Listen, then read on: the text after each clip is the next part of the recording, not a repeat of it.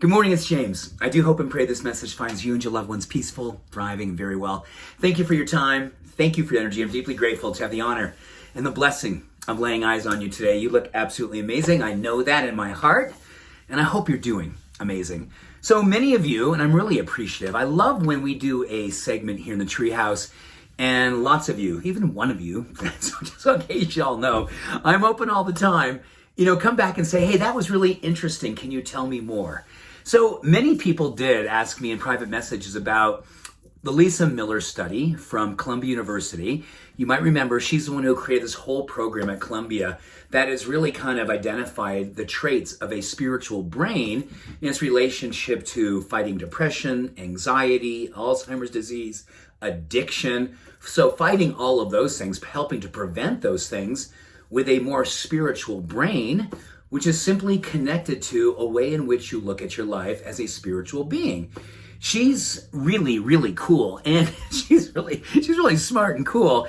And so her work really talked about the fact that when people have a growth mindset, when they pursue virtues, when they give themselves permission to see their life as a spiritual demonstration of living very well, living with characteristics of love and caring.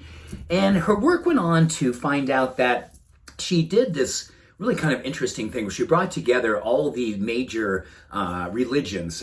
She brought together Christians, Islam, Christianity, Islam, Hinduism, Buddhism, as well as then she even kind of brought together a large group of secular or what we call non-religious people who more identified with being spiritual people. So that's the group she gathered.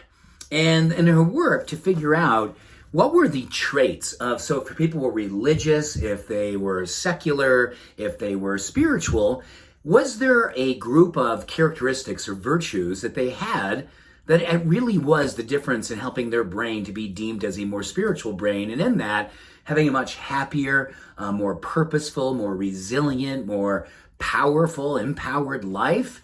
Well, yes, there is. And you're going to love these. And I'd love for you to write these down. And maybe if you have some comments you want to write about this, because this is a lot of work with tens of thousands of people trying to identify what are the things that we could be doing each and every day that give our brain the experience of a spiritual brain, which we know changes structurally the brain, helps to fight inflammation in the brain, augments parts of the brain associated with all the things that help us to be living a more purposeful and empowered life.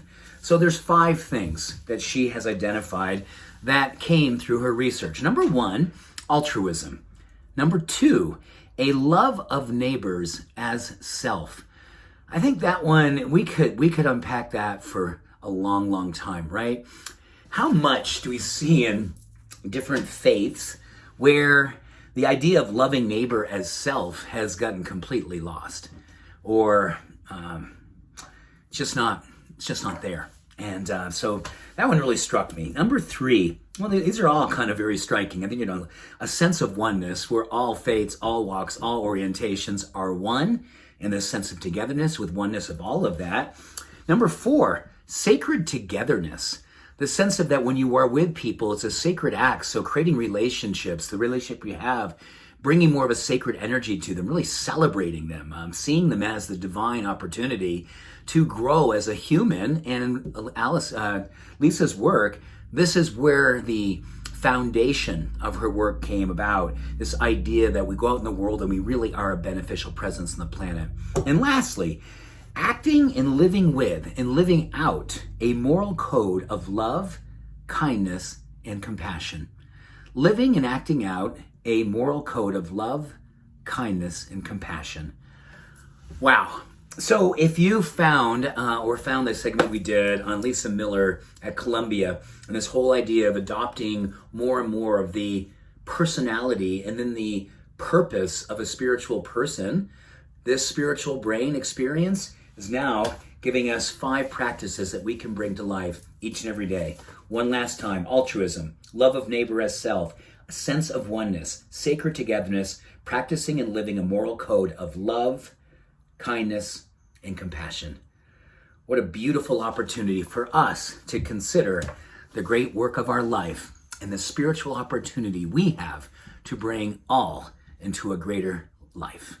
Much love, every blessing. Bye for now.